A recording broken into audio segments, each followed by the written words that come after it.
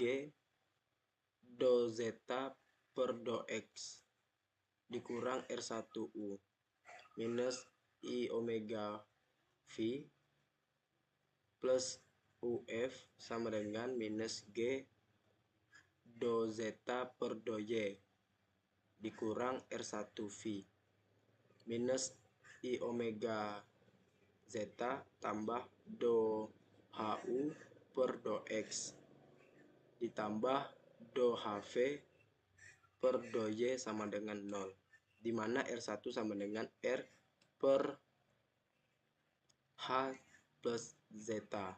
Dengan memasukkan N dan V dari persamaan pertama dan kedua ke dalam persamaan ketiga, diperoleh persamaan yang menggambarkan permukaan laut. Untuk mengeksplorasi kemungkinan tersebut, R1 kurang I omega minus F RI kurang I omega sama dengan R1 kurang I omega 2 tambah F2 sama dengan delta. Transformasi yang diusulkan di atas tidak mungkin dilakukan. Jelas bahwa laut yang cukup dalam R1 sama dengan H plus zeta R mendekati 0 dan jika omega 2 sama dengan F2. Determinan tersebut sama dengan 0. Ini terjadi ketika periode osilasi 2 zeta per W. Ini terjadi ketika periode osilasi 2 zeta per omega sama dengan periode pendulum, yaitu pada apa yang disebut lintang kritis. Untuk pasang surut M2, lintang kritis adalah 74 derajat 30. Dari diskusi di atas dapat ditarik kesimpulan bahwa metode yang diusulkan keliru di sekitar lintang kritis. Oleh karena itu, untuk memperbaiki situasi di lintang kritis, istilah yang menggambarkan pertukaran momentum lateral harus diperkenalkan ke dalam kumpulan persamaan. Masalah lintang kritis sama sekali tidak muncul ketika solusi diturunkan dengan metode analitis. Dua solusi awalnya diperoleh, satu perlu untuk setiap sisi lintang kritis. Solusi-solusi ini kemudian dicocokkan bersama dengan memastikan bahwa kontinuitas salah satu solusi dan turunannya terpenuhi di lintang kritis. Mari kita sekarang kembali ke transformasi yang diusulkan di atas. Kita akan menerapkannya hanya di luar wilayah lintang kritis. Persamaan akhir untuk osilasi permukaan laut kemudian berbentuk minus delta zeta plus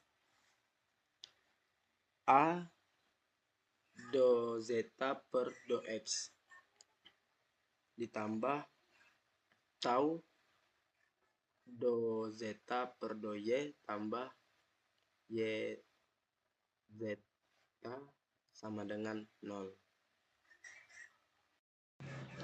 Alpha sama dengan 1 per H dalam kurung 1 per R1 kurang I omega do H per do Y kurang do H per do X. Beta sama dengan 1 per H dalam kurung 1 R1 dikurang 1 omega do H per do X dikurang do H per do Y.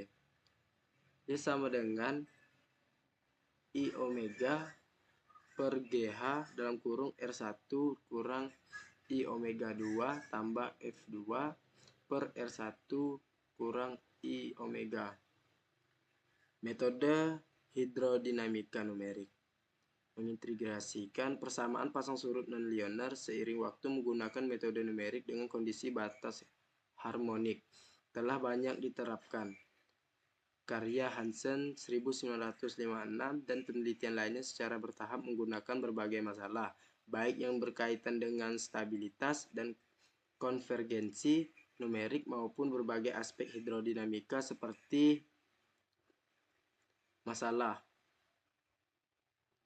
seperti peran gesekan vertikal dan horizontal.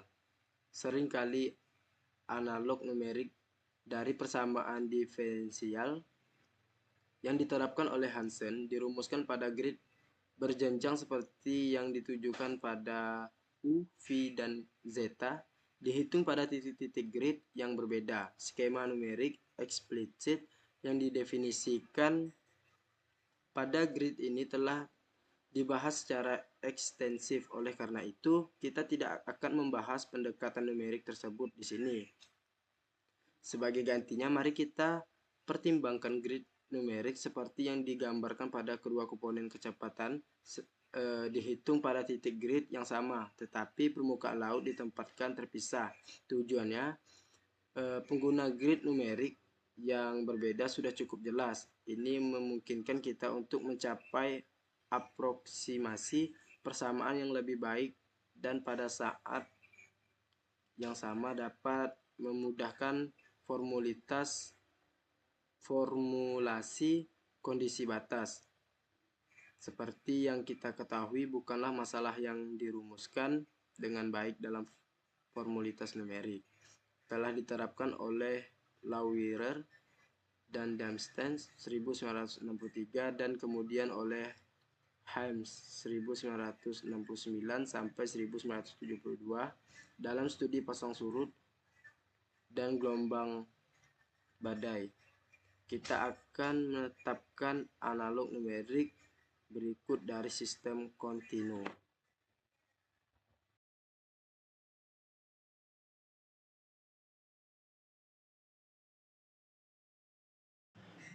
Menghitung pasang surut M2 di Samudra Atlantik, sebuah contoh. Pada paragraf ini kita akan fokus pada hasil yang disajikan oleh Kawalik dan Untercenter 1978.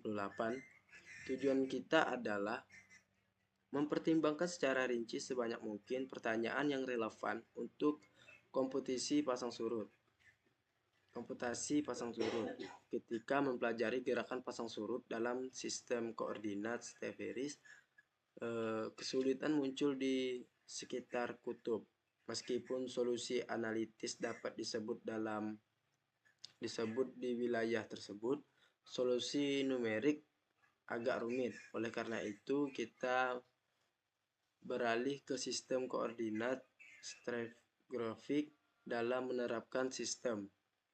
Untuk mendapatkan solusi unik dari sistem ini dalam dominan integrasi, cukup dengan menetapkan nilai transfer massa normal dan tangensial sama dengan 0 di setiap bagian batas, seperti yang dibuktikan oleh Marquardt L.I.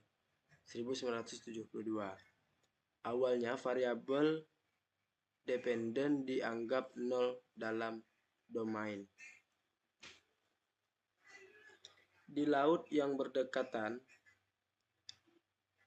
yang terhubung ke samudra, kondisi batas dapat dengan mudah dinyatakan pada pantai yang tidak tembus air karena kondisi non-slip. Namun pada batas terbuka, biasanya hanya distribusi permukaan laut yang diketahui. Dengan kondisi batas ini, berdasarkan hasil yang diturunkan oleh Marx et al. 1972, solusi untuk kumpulan persamaan di atas tidak dapat ditemukan. Oleh karena itu, solusi numerik akan dibangun sebagai berikut. Pada batas antara laut yang berdekatan dan samudra, masalah hyperbolic dengan gesekan horizontal diabaikan, yaitu delta U sama dengan 0, delta V sama dengan 0. Diselesaikan.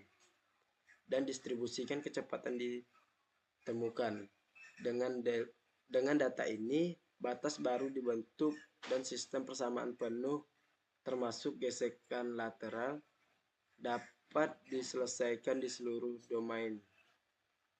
Pendekatan secara ini cukup tepat karena keunikan solusi untuk masalah hiperbolik dijamin ketika permukaan laut diberikan sebagai kondisi batas dengan batasan di atas, kondisi batas yang relevan dengan sistem persamaan. Yang terakhir, kesimpulan. Intinya, teks ini membahas model matematika untuk memprediksi pasang surut di samudra dunia.